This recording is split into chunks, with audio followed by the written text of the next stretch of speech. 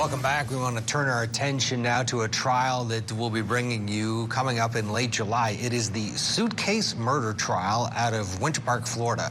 Defendant Sarah Boone is charged with second-degree murder after she, according to prosecutors, zipped up her boyfriend, George Torres, into a suitcase and then proceeded to ignore his pleas for help while she videotaped the entire thing. Still with us, forensic psychiatrist and body language expert Dr. Carole Lieberman in Los Angeles. Dr. Carole Lieberman, if they didn't have the cell phone video where she is saying, well, that's what it feels like when you cheat on me, that to me is the killer, because that is, for her, that's like, I'm not letting you out of the suitcase, Mr. Cheater. Yes. Without that, it would be a much more difficult case, would it not? Because that shows a level of what in her berating him when he's trying to get out of there.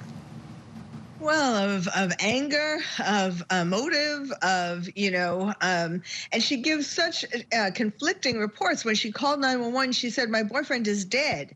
And now she's telling this woman that, she was doing CPR and she got up and she was just changing, going all over the place, trying to make a story, and and contradicting herself.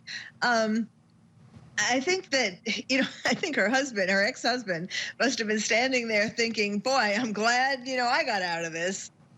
Yeah, and the ridiculousness, too, of the story of hide and seek. Carole, when you look at her, it doesn't look, it does seem like it's possibly an accident. What's your thought when you listen to her story and you just observe her as an individual?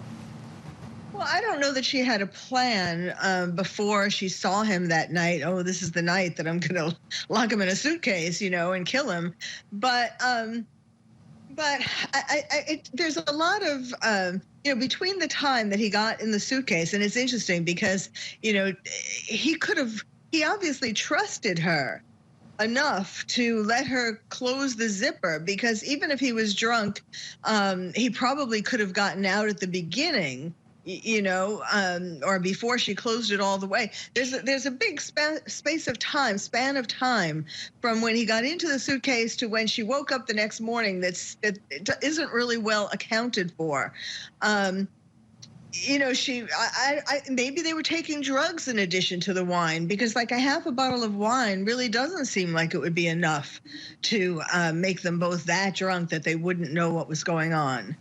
Yeah, no, that makes... Thank you so much for joining us and lending your expertise this morning. Always a pleasure to have you on.